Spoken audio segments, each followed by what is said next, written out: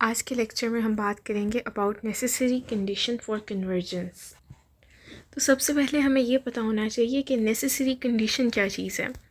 Necessary condition हमारे पास एक ऐसी रिक्वायरमेंट होती है जो कि प्रेजेंट होना लाजमी है अगर एक स्पेसिफ़िक आउटकम हम चाहते हैं कि ट्रू हो। फॉर एग्ज़ाम्पल लाइक हमारे पास ऑक्सीजन होती है, तो ये हमारे पास नेसेसरी है लाइफ के लिए कि अगर ह्यूमन लाइफ है तो उसको ऑक्सीजन चाहिए तब भी लाइफ हमारे पास होगी। तो ऑक्सीजन एक नेसेसरी कंडीशन है इस स्पेसिफिक आउटकम लाइफ के लिए कि अगर लाइफ का आउटकम आपको चाहिए तो आपको ऑक्सीजन भी चाहिए। बट इसका एक सेकंड पार्ट भी है हमारे पास कि क्या ऑक्सीजन होगी तो लाजमी हमारे पास लाइफ भी होगी। तो ऐसा नहीं है, ऑक्सीजन लाइफ के लिए ज़रूरी है बट ऑक्सीजन सफिशिएंट नहीं है। मतलब कि सिर्फ ऑक्सीजन से हम लाइफ को गारंटी नहीं कर सकते कि अगर ऑक्सीजन है तो गारंटीड हमारे पास लाइफ भी होगी। बिकॉज़ लाइफ के लिए हमें और भी फैक्टर्स चाहिए, जिस तरह कि हमें वाटर भी चाहिए होगा, हमें फूड भी चाहिए होगा, तो ये सब भी हमें चाहिए होगा। बट ऑक्सीजन भी नेसेसरी है बट ये सफिशिएंट नहीं है। तो जब हम नेसेसरी कंडीशन की बात करते हैं इसका मतलब है कि ये कंडीशन हमारे पास, ये रिक्वायरमेंट हमारे पास होनी चाहिए बट इसका होना हमें इस चीज़ की गारंटी नहीं देता कि जिस आउटकम की हम बात कर रहे हैं वो सच में एग्जिस्ट कर रहा है। मतलब कि हम कंक्लूड नहीं कर सकते। इसकी एक और एग्जांपल आप ये सोच सकते हैं कि अगर किसी को प्रेसिडेंट बनने के लिए 35+ होना चाहिए, तो जो प्रेसिडेंट होगा उसके लिए नेसेसरी कंडीशन है कि वो 35+ एज का होगा। बट अगर कोई 35+ एज का है तो क्या वो लाजमन हमारे पास प्रेसिडेंट होगा? तो ऐसा नहीं है।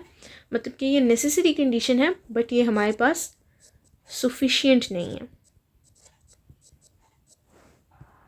ज़रूरी है मगर काफ़ी नहीं है ये बताने के लिए कि कोई प्रेसिडेंट है कि नहीं।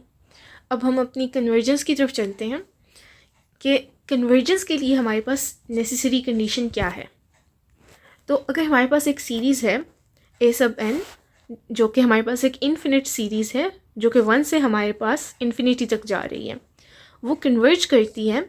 जब जब भी वो कन्वर्ज करेगी तो उसके जो उनसे टर्म्स हैं उनको ये कंडीशन सेटिस्फाई करनी पड़ेगी। मतलब कि ये हमारी नेसेसरी कंडीशन है कि जो हमारी सीरीज़ है जब वो इन्फिनिटी को अप्रोच कर रही है, हमने लिमिट लगाई कि हमारा nth टर्म इन्फिनिटी है और उसको अप्रोच कर रहा है इन्फिनिटी को, तो जब ये हमारी इन्फिनिटी को सीरीज़ अप्रोच कर रही है तो ये ज़ीरो के इक्वल आए, तो ये हमारी नेसेसरी कंडीशन है।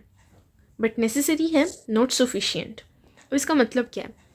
इसका मतलब है कि हमारे पास कन्वर्जेंस के लिए ट्रू होगी। जब भी कोई सीरीज़ हमारे पास कन्वर्ज कर रही होगी तो जो उसकी हमारे पास लिमिट है as n approaches to infinity, उस पर्टिकुलर सीरीज़ के लिए ये हमारे पास ज़ीरो के इक्वल होगा।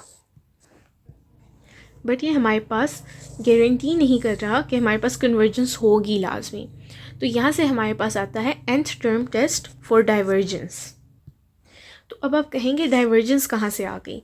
डाइवर्जेंस ऐसे आ गई कि इस कंडीशन से हम ये तो लाजमी नहीं बता सकते कि सीरीज़ कन्वर्ज हो रही है कि नहीं, बट अगर ये कंडीशन हमारे पास फॉल्स हो जाएगी तो हम ये तो यकीन से बता सकते हैं कि सीरीज़ हमारे पास डाइवर्ज कर रही होगी। तो इसलिए nth term test for divergence हमारे पास यहाँ से आता है कि अगर जो हमारी लिमिट है as n approaches to infinity of series a sub n, अगर वो ज़ीरो के इक्वल नहीं आती या फिर लिमिट हमारे पास एग्जिस्ट ही नहीं करती, बिकॉज अगर ज़ीरो के इक्वल तो बाद में आएगी ना, अगर एग्जिस्ट करेगी, अगर एग्जिस्ट ही नहीं करती तो टेस्ट तो पहले ही फिर फेल हो गया।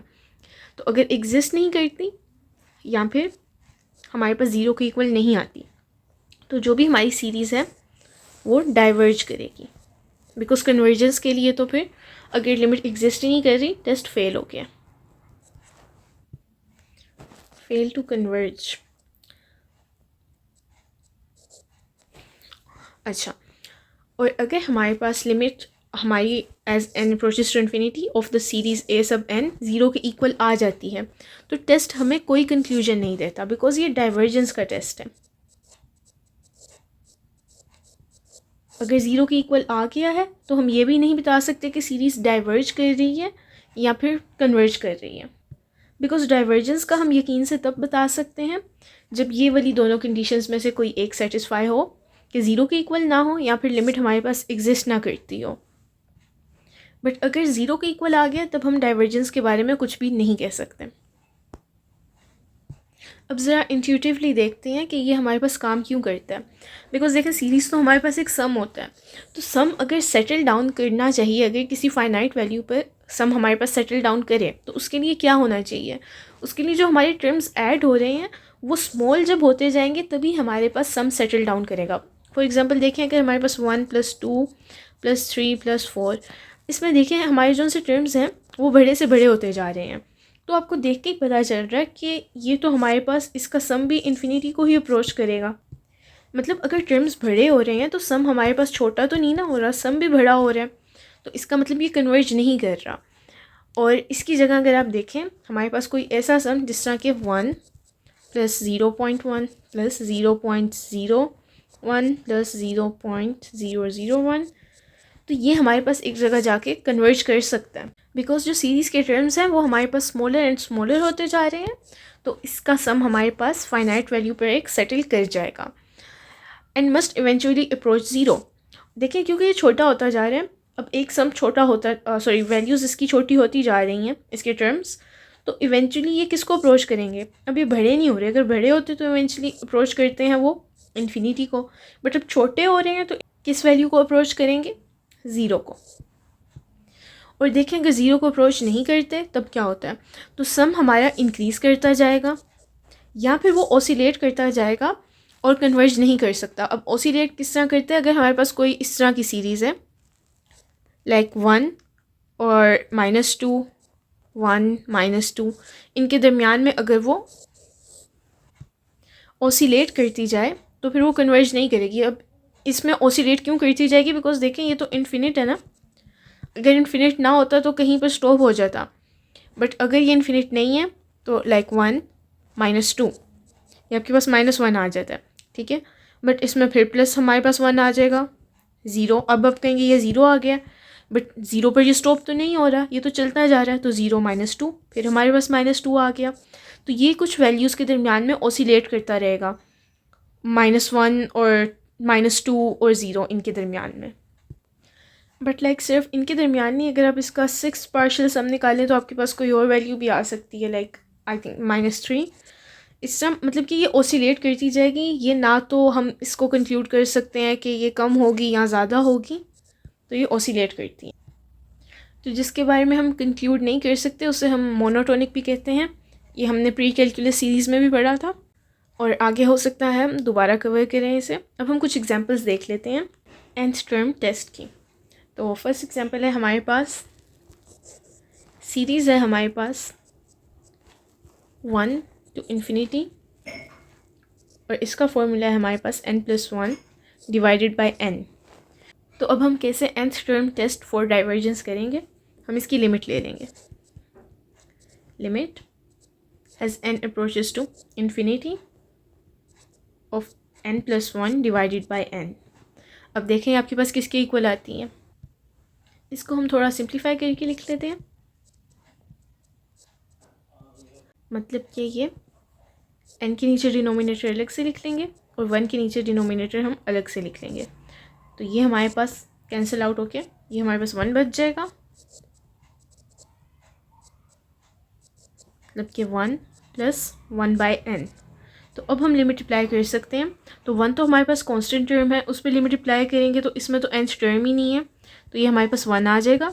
प्लस 1/n पे अगर आप देखें तो 1/∞ हमारे पास किसको अप्रोच करता है, ये हमारे पास 0 हो जाएगा। तो 1 + 0, तो ये लिमिट हमारे पास 1 के इक्वल हुई और 1 हमारे पास 0 के इक्वल नहीं है। इसका मतलब कन्वर्जेंस की नेसेसरी कंडीशन हमारे पास फेल हो गई और ये हमारे पास डाइवर्ज कर रहा है। अब एक और एग्जांपल देख लेते हैं।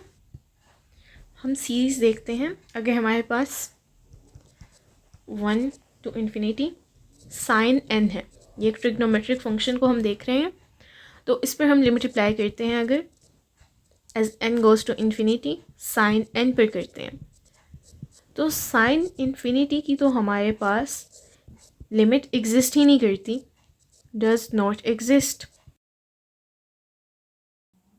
तो ये तो हमारे डाइवर्जेंस टेस्ट की सेकंड कंडीशन थी कि अगर या तो हमारे पास ज़ीरो के इक्वल नहीं होगा या फिर लिमिट एग्जिस्ट ही नहीं करती होगी, तब हमारी सीरीज़ डाइवर्ज करती है। मतलब कि कन्वर्जेंस के लिए टेस्ट फेल हो रहा है, बट डाइवर्जेंस के लिए जो हमने अपना nth टर्म टेस्ट देखा था वो कंडीशन सेटिस्फाई हो रही है, मतलब कि ये सीरीज़ हमारे पास डाइवर्ज करती है। एक लास्ट एग्जांपल भी हम देख लेते हैं। अगर हमारी सीरीज़ है 1/n, तो इस पर अगर हम लिमिट अप्लाई करें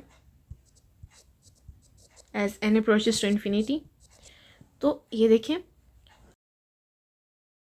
जब हमारा डिनोमिनेटर इन्फिनिटी को अप्रोच करता है तो ये टर्म हमारे पास ज़ीरो के इक्वल आता है।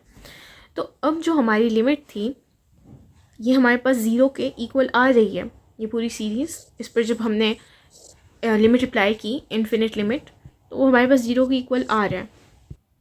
मतलब कि हम ये नहीं बता सकते फॉर श्योर कि ये सीरीज़ हमारे पास डाइवर्ज कर रही है कि नहीं, बट इसका मतलब क्या हम ये कह सकते हैं कि ये सीरीज़ कन्वर्ज कर रही है? तो हम ये भी नहीं कह सकते, बिकॉज़ ये नेसेसरी कंडीशन थी, सफिशिएंट नहीं थी।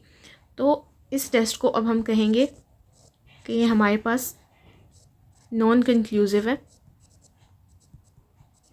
यानी कि इससे हम फैसला नहीं कर सकते, इससे हम नतीजा नहीं निकाल सकते कि सीरीज़ डाइवर्ज कर रही है या फिर कन्वर्ज कर रही है। बिकॉज़ ये ज़ीरो के इक्वल तो आ रहा है, बट इसका मतलब नहीं है कि ये लाजमी कन्वर्ज ही करेगी, और ये सीरीज़ कन्वर्ज नहीं करती, ये डाइवर्ज करती है।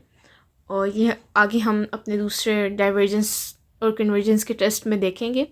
बट आज की वीडियो के लिए बस इतना ही।